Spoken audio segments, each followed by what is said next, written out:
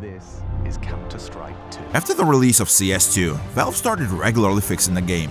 Updates are coming out almost every week. Some updates fix vulnerabilities, while others introduce the new ones to the game.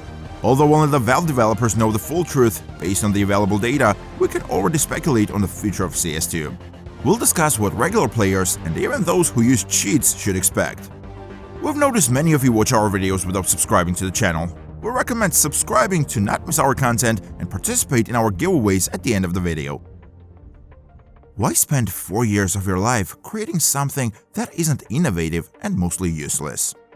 Valve is a unique company that always strives to offer innovative solutions in the market. From their innovative approach to the shooter genre with the release of HL1 to transitioning major game sales from offline to online. From implementing in-game purchases when they weren't widespread even in mobile games to creating a trading platform, developing Steam Deck, and much more.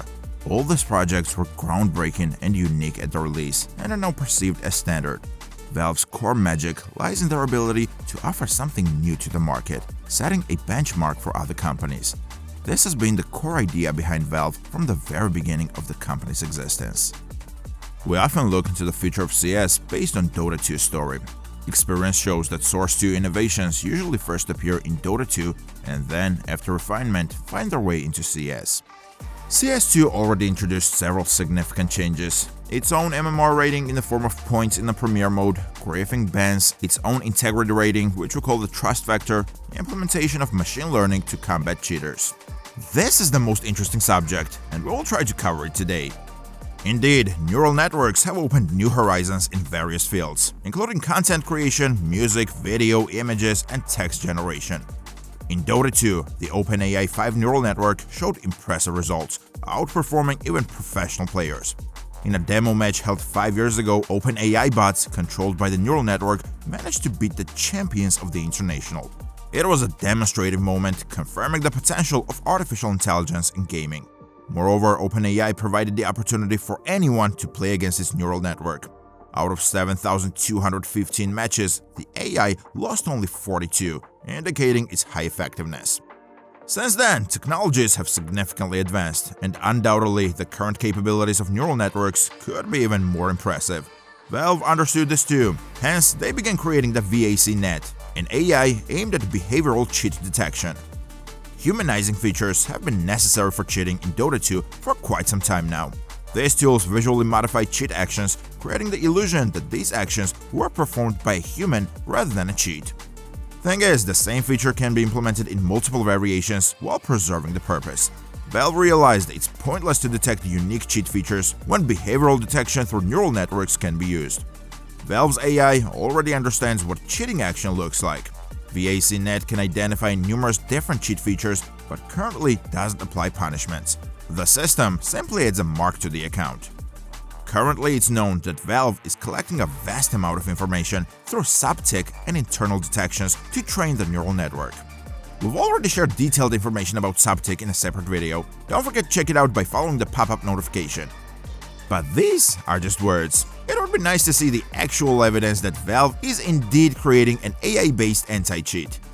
Luckily, Valve has repeatedly personally stated this. Just recall Valve employee John McDonald's statement. Now, I might, during the talk, accidentally say machine learning because we actually do a fair amount of machine learning at Valve as well. When people are talking about deep learning, what they're really talking about is neural nets. So if you learned those 30 years ago, it turns out they finally work. Well, if that's not enough, let's remember the recent case when players increased their mouse DPI to absurd levels and started spinning. This incident aligns with what McDonald mentioned. So the elevator pitch for VACnet was born. And the idea was that basically we would use this Overwatch as a giant pool of labeled data, and we would train VACnet from Overwatch. And then we would build a cluster of machines that would monitor matches with the model that we built. Most likely the bans occurred because every demo in the Overwatch looked something like this. No! And yes, the AI is trained on what players did on Overwatch demos. Now, it can be stated with confidence that Valve has gone into the development path of neural networks. This is a very lengthy and arduous journey. To understand this, it's enough to study the factors we mentioned earlier. Considering Valve's policy, which is swiftly fixing or avoiding false bans, With such an approach and their meticulousness, the journey will indeed be lengthy. Sometimes we make mistakes, but when we make mistakes, we rectify them clearly and immediately. There's a blog post, there's a clarification that this was the thing and it was wrong and we fixed it and we're very sorry. And as a result of this, our community has very high confidence that when VAC takes action, that we are punishing cheaters, which is borne out. But interestingly, I know that a lot of devs actually struggle with the opposite problem. They have an anti-cheat and their players believe that their anti-cheat really gets cheaters, but they're not actually certain that the anti-cheat isn't also punishing innocent users. In the DPI incident, players themselves provoked bans. However, in the recent wave of false bans, Valve alone was to blame. This wave affected many, from regular users to YouTubers, professional players, and managers of global teams. However, the path of innovation should not be easy. It can be confidently said that Valve is taking the development of VACnet very seriously. Nonetheless, the entire journey will take a significant amount of time, definitely more than a few years, although we can already make assumptions about how it might look.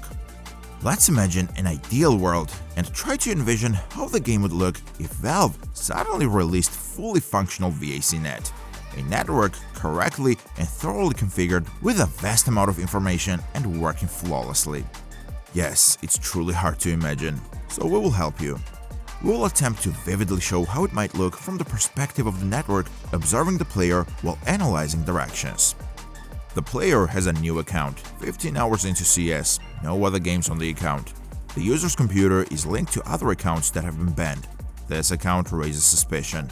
The trust factor reduction coefficient has increased 3 times. Our suspect performs 3 consecutive jumps. A regular player could do this. We'll let this slide.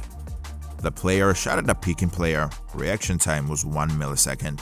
A human cannot react that fast. We assume some luck might have been involved. If this happens in the next rounds, we will lower the trust factor. The player again shoots at a peeking player. Reaction time was 3 milliseconds. A human can't react that fast. We still assume luck, but slightly reduce the trust factor. The player executes 20 consecutive jumps without losing speed, likely using B-hop, which significantly decreases the trust factor. The player consistently shows sensitivity variations when targeting an opponent. Suspected aimbot usage will lower the trust factor. The minimal trust factor is reached. At the end of the match, a 24-hour ban will be issued to the player. The player performs 4 headshot kills through walls. There is a 95% chance the player is cheating. We increase the ban duration and automatically send the demo to the Overwatch. The player toggles the no spread and performs 3 mid-air headshot kills with an AWP, penetrating. Actions detected that a legit player can't perform legitimately. We issue an account ban and halt the match. In reality, all the novelties of the VACnet neural network will be introduced gradually to avoid false bans. Eventually, the classic aimbot will likely retire, and aim assist will likely take its place. For this reason, Neverlose's legit bot has aim assist, because we decided to pursue the path of the best possible rage bot and the best possible legit bot. Aim assist makes the best legit bot.